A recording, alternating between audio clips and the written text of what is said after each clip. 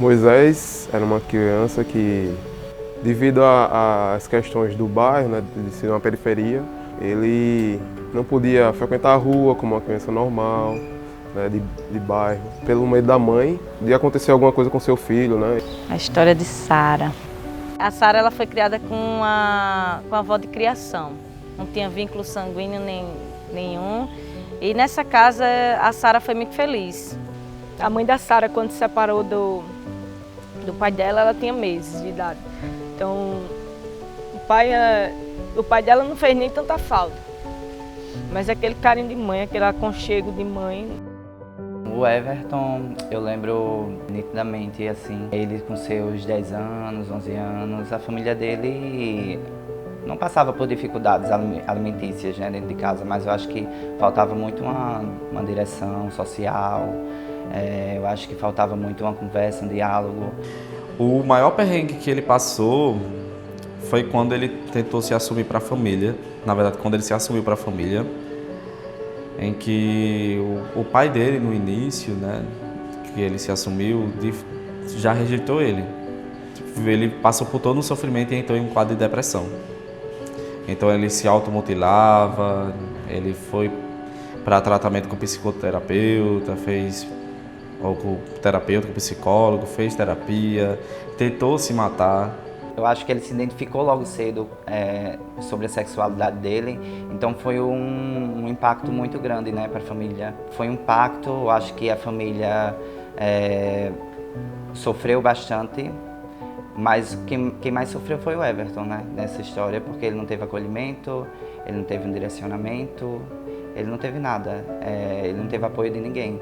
Tinha um pai que trabalhava numa empresa grande e aí de repente ele foi demitido e aí as coisas começaram a apertar. Mas aí o Everton conheceu a CMM, que era próximo da comunidade onde ele morava. Lá ele conseguiu ajuda, né, apoio. Ele era muito jovem, então eu acredito que com uma idade de 11, 12 anos era difícil lidar com situações como essa. Nesse meio tempo, Moisés conheceu a Casa Pequena Davi. Moisés vai caminhando, vai conseguindo avançar e vai conhecendo novas coisas, né, tendo oportunidades que outras crianças da minha idade não teve essa oportunidade, até por não ter vindo à casa, ou passou pela casa, mas não absorveu a casa, né? Então lá ele teve o apoio, ele teve direcionamento. A Sara morou com a mãe dela, começou a morar com a mãe dela, tinha 16 anos de idade.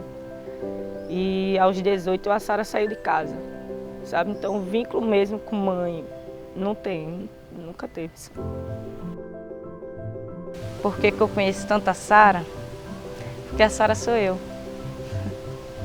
Eu sou a Sara, né? Eu sou a verdadeira protagonista dessa história. Esse Mateus que eu conto é o Mateus da minha história, da minha própria história. Quando eu cheguei na Casa Pequena Davi, em 2006, eu não tinha tanto conhecimento, a não ser o conhecimento da escola regular, né? O Everton sou eu, né? O Everton foi eu que vivi tudo isso. Eu comecei no ludo pedagógico, que era brincadeiras lúdicas, aprender com coisas lúdicas, né? Esse lado aqui a gente chamava de dois lados, né? Esse lado aqui era voltado mais para os adolescentes e tal, e lá era mais para as crianças.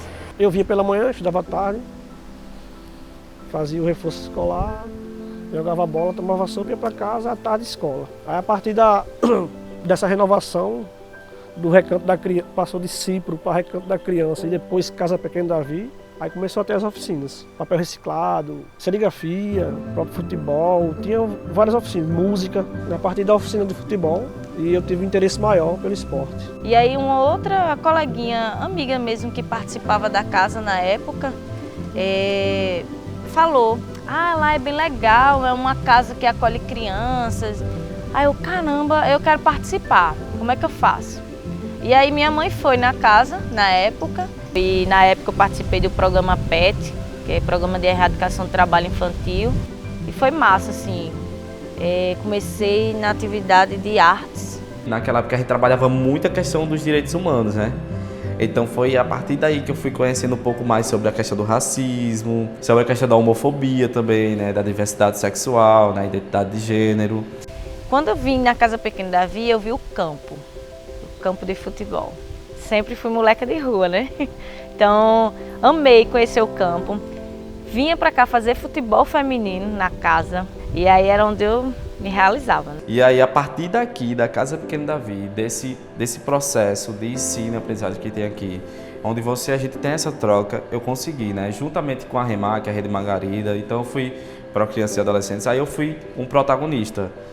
E aí a gente olha para isso, né? Todas que a Casa Pequena Davi faz e proporciona para as crianças e adolescentes, inclusive eu, Matheus, na época, foi grandioso. Eu saía para outros espaços, eu já me apresentei no Ministério Público, já fui para outros eventos no SESC, também me apresentei. A gente foi até para Guarabira. E aí acabou tendo um convite de um professor de música. Ele me chamou para ser monitor. E aí eu comecei a monitor. E aí veio a proposta de Cláudia de assumir uma turma. E aí eu comecei a assumir a turma de violão e depois fui para a turma principal, que era a turma de música, né? Chamada turma de música, que era ensinar os instrumentos e tal. Eles foram os professores de abertura de chave. O que eles fizeram, né, enquanto criança, enquanto adolescente aqui na casa, o período que eu passei aqui na casa, fez com que hoje eu me tornasse a mulher que eu sou. Hoje eu tenho um projeto social, coordeno um projeto social, onde a Casa Pequena Davi sempre vai ser um espelho, atendo crianças e adolescentes. Como eu fui naquela época, hoje eu sou um professor Assis, hoje eu sou uma professora Lindalva, hoje eu sou um professor Joaquim, sabe? Dando amor, dando carinho, dando esperança, abrindo portas para novas oportunidades. Então é isso, é gratidão. Gratidão por ter essas pessoas na vida, que participou na minha vida enquanto adolescente. Foi muito emocionante para mim. Pelo futebol, toda criança sonha em ser um jogador de futebol. Eu também tinha esse sonho também. O professor sempre dizia assim, estude, que um dia você não pode ser um profissional de futebol, mas pode ser um profissional de outra área. Iniciei aqui, estudava e fazia curso, e eu fazia curso meio que todos os dias. Quando eu estava com 15, 16 anos, eu fazia aula de computação, então isso me deu um suporte para ingressar na área de trabalho. Com 16 anos, eu já tinha saído da Casa Pequena Davi e já ingressei no meu primeiro trabalho como menor aprendiz. Estudei, me formei, hoje eu sou profissional, trabalho na área que eu gosto, que eu tive influência aqui dentro. Sou profissional de educação física, tive uma grande influência na Casa Pequena Davi e meu sentimento é de gratidão. Eu tive 3 chances de trabalhar aqui dentro e eu tenho esse dever de gratidão, de querer retribuir o que eu tive aqui, eu quero passar para as pessoas o que eu sei hoje. É gratidão mesmo, porque sem eles eu realmente seria mais um e estaria dando trabalho em vez de estar somando com coisas boas, eu estaria somando com coisas ruins. É uma estrada longa, né, da Casa Pequena Davi, 38 anos. E com muitas transformações. E eu fico feliz de ser uma dessas pessoas que a casa transformou, né? Deu perspectiva de vida, que abriu os horizontes e eu fico muito feliz de estar nesse meio. A partir desses caminhos, conquistar também muitos lugares. Fui até para Brasília, tu acredita?